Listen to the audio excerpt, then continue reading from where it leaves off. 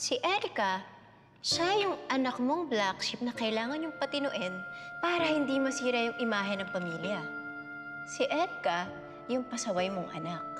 Si Erica, yung puro gulo yung pinapasok dito sa pamilyang to. Si Erica, yung walang ginawang tama para sa'yo.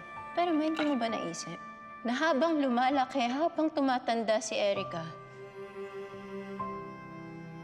ang pinaka-kinakailangan niya yung gabay ninyo? Don't pretend that you care about me. Kasi ma, you're a little too late for that. Erica?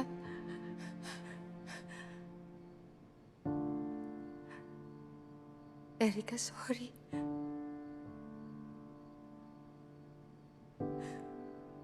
Sorry kung hindi naging patas ang pagtrato ko sa inyo ng kuya mo. Paano ba yan? Hindi na ako makakabawi sa'yo.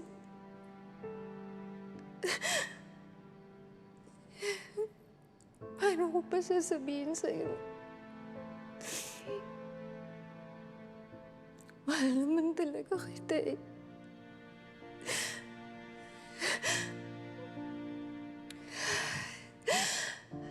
Habang buhay, pagsisisihan.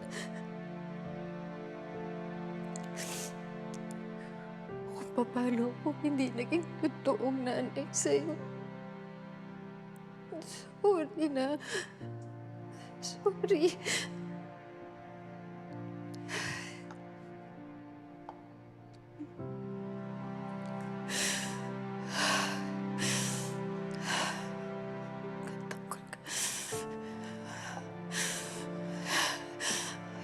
Tanggol ka pang babayaran mo to. Babayaran mo to.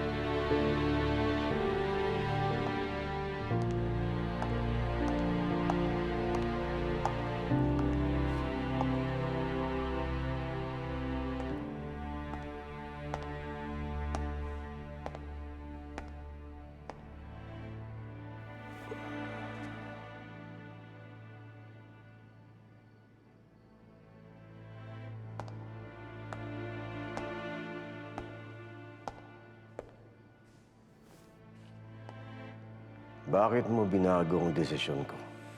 Sawang-sawa na ako sa kapalpakan, kuya. I'm the mayor. At ang gusto ko, yun ang masusunod. Kaya binago mo sa tingin mo mas makakatulong sa ating lahat? I'm taking responsibility from now on, kuya. Like I said, kung ano ang gusto ko, yun ang masusunod. Because I'm the mayor. Huwag mong kakalimutan, naging mayor ka lang dahil pinanalo kita. Kung wala sa akin, wala kayo. Akong tigalinis ng lahat ng kalat ng dalawa. Ano? Patay ang anak ko dahil sa kapalpakan ng taong inutusan mo.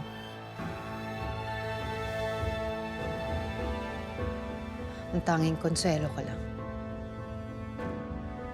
Wala nang taong umabuso sa akin. At pinakinabangan mo. Na pinagbayaran ko. Alam na alam mo yan, Roberto.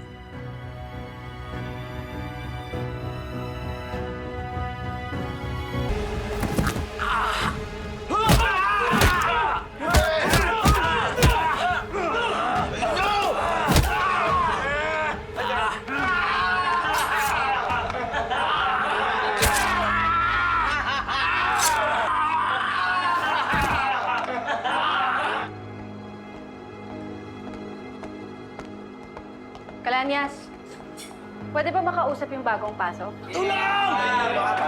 Tulong! Hoy, ano yan? Tulungan niyo ako! Tulong! Tulong!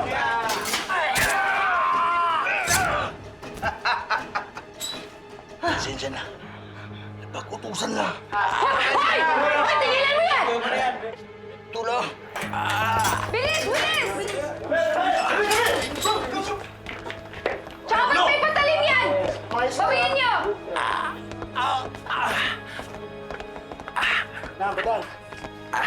Papatayin nila ako. Kakampi mo kami. Nandito kami para iligtas ka. Ano na? Bilis! Bilis! Sige na! Bilis! Bilis! Ihahanda lang namin yung mobile para madala siya sa ospital. Sige, salamat. Wag niyo akong dadalhin sa ospital. Malalim po yung sugat ninyo. Dapat po ipatingin yan. Papatayin nila ako. Papatayin nila ako. Lino, sino yung magpapapatay sa inyo? Ang mga gerero. Sir, naghahanap kasi kami ng mga ebidensya laban sa kanila. Okay lang po ba kung i-record ko yung statement nyo? Sige. Hayop yung mga gerero na yan. Itong ganti ko sa kanila. Sir, kailangan nyo sabihin na kusa niyo itong ginagawa. Salamat. Ako po si Onyok Bersamid. At ginagawa ko lahat to ng kusa. Ako po ang hard killer ni Vice Mayor Roberto Guerrero.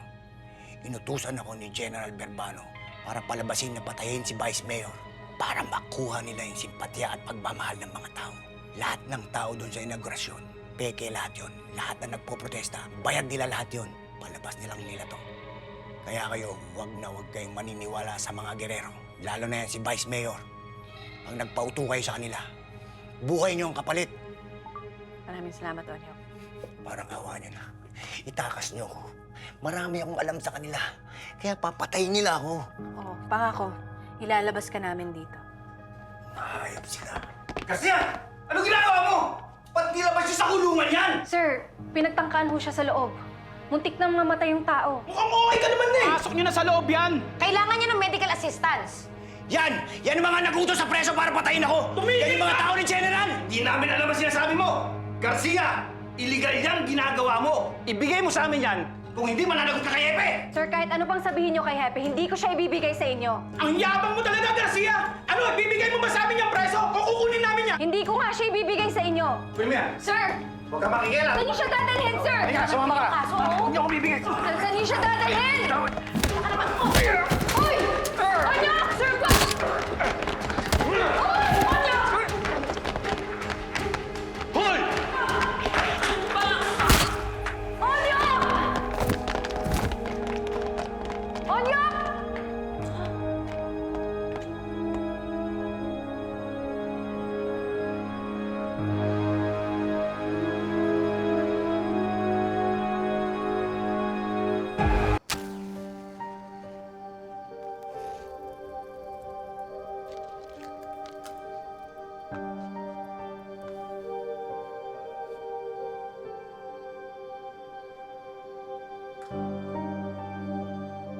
Alfredo, patay na ang halimaw na sumira sa mga buhay natin. Ipinaghiganti tayo ni Tanggol. Sa wakas, totoong napalaya ako sa gapos ng madilim kong kahapon.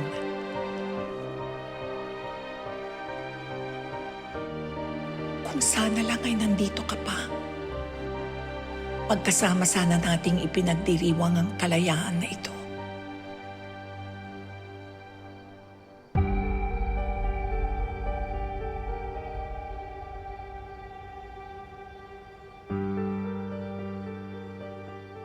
Rene, alam ko, hindi maganda ang pagkaramdam mo dahil namatay ang kinikilala mong tatay na si Don Gustavo. Alam kong hindi maganda sa pakiramdam ang mamatayan ng isang ama. Frenny, noon, buong buhay ko ang iniisip ko na ang makakapagbuo sa pagkatao ko ay kapag nakilala ko ng tunay kong ama. Eh, alam mo naman ang pinagdaanan ni Tinding diyan, hindi ba? Kaya nga eh. Ngayon, naiintindihan ko ng lahat. Masaya ako na nalaman ko kung sino ang totoo kong ama. Pero, nalaman ko rin sa sarili ko, hindi pala yun. Hindi pala yun ang bubuo sa pagkatao ko. Ano? Si Tanggol. Ang mga anak ko. Si Ramon. Ang pamilya ko. Yun. Yun ang bumubuo sa pagkatao ko. Naiintindihan kita, Fer. Naiintindihan ko, Fer.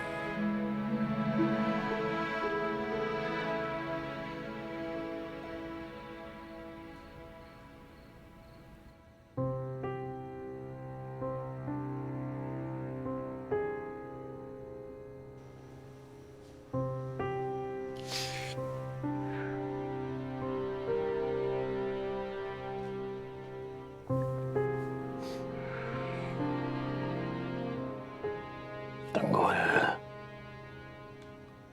Anak. Alam ko naririnig mo ko. Hindi ko pwedeng mawala. Una na ang pag-asa ng Maynila. Para magkaroon ng pagbabago. Lumaban ka, anak. Kaya mo yan. Matatag ka. Diba? May misyon ka pa. Tandaan mo.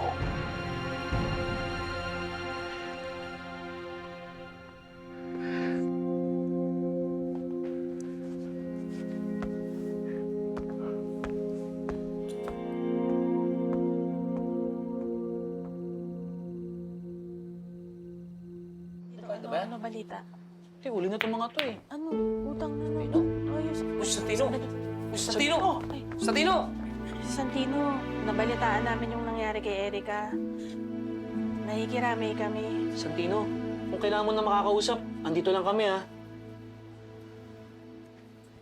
Santino! Hoy! Uy, Mary. Anong ginagawa niyo, ha? Tigilan niyo nga si Santino. Nagdadalamatian ako. Mang Rigor, nahikiramay lang naman ho kami. Nakikiramay kayo sa mga girero? Eh, sobra-sobra mga paninira niyo doon, ha?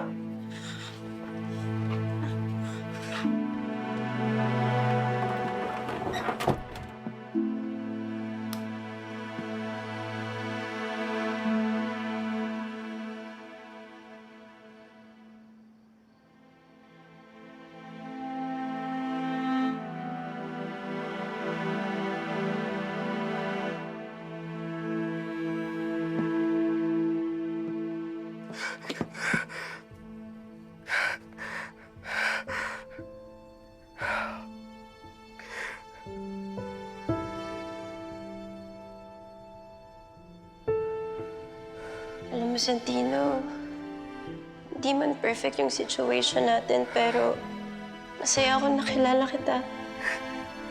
Dahil sa'yo, na-realize ko na ang dami ko pa palang dapat ipaglaban. And honestly, nagkaroon ng saysay yung buhay ko dahil nakilala kita. Thank you, Santino, ha? I'm glad I met you. At least, kahit wala na akong pamilya, ay, ako kasama ka. Kahit saan pa tayo magpunta, alam kong ligtas ako. Ikaw lang yung kakampi ko eh.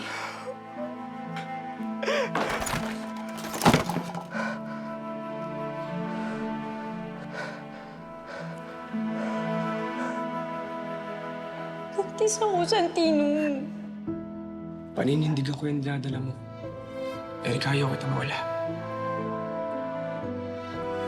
Salamat, Santino. Alam ko kakayanin ko lahat kasi kasama kita eh. Pangako, Erika. Paprotektahan kita. Kayo na magiging baby natin. Anak ka! Tumigil ka! Handa ako magtiis at magdusa. Huwag lang ako mahiwalay sa inyo. Pinapangako ko Palalaki natin yung magiging anak natin ng mabuting tao. May takot sa Diyos. May respeto sa kapwa. Kapantay man niya o hindi.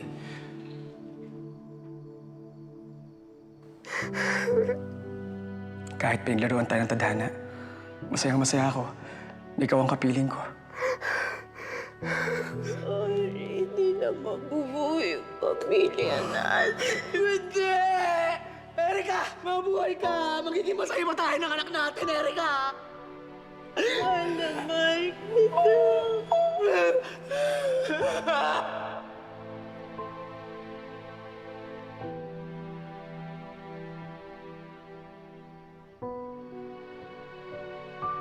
kita.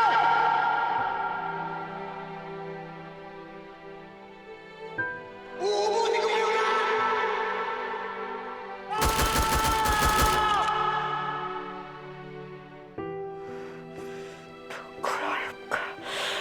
Hayop ka, Tanggol. Hayop ka!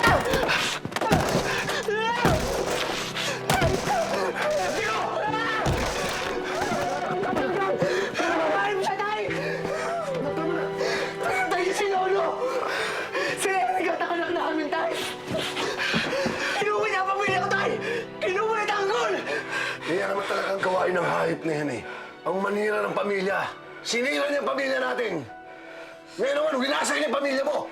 Hindi ko na alam ang gagawin ko, Tay. Ang alam ko lang, kinakain ako ng galit ko kay Tanggol. Tama yan, anak. Ipunin mo lahat ng galit mo. At ipuhos mo lahat sa kanya. Hindi na kailangan, Tay. Kapag higanti ko na si Erika, napatay ko na si Tanggol. Napatay ko na ang demonyo kong kapatid.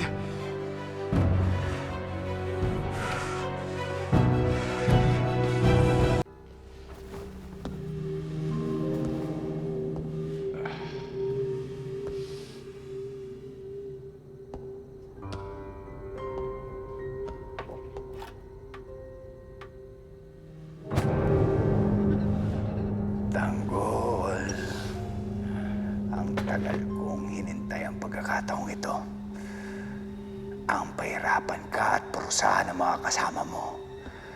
Ano kaya dito ang pinakamasakit, ha? Hindi ko rin alam. Isa lang ang alam ko. E-enjoyin ko to. Ang gabi ito.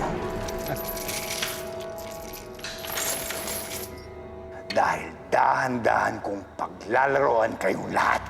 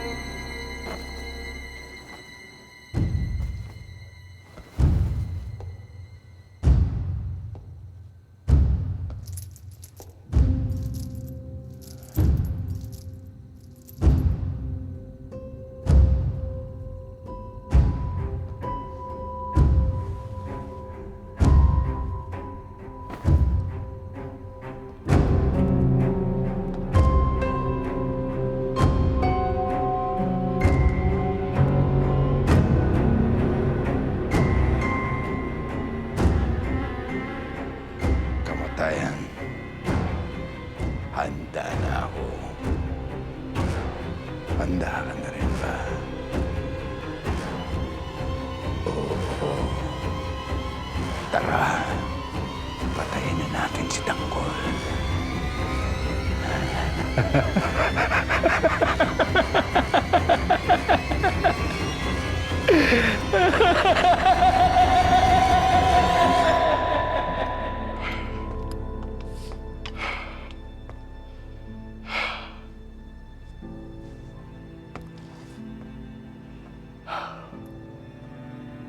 Pangako niyo, poprotektahan ninyo ang isa't isa.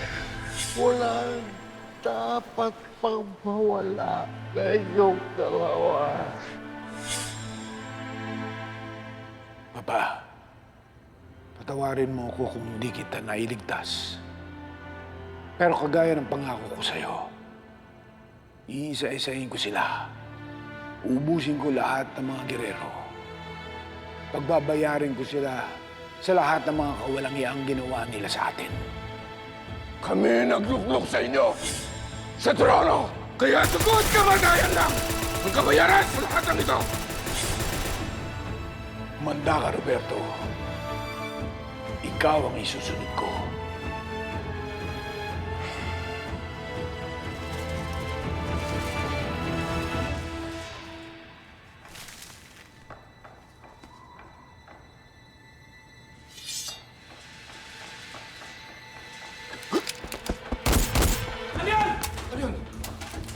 Si Boss Ron!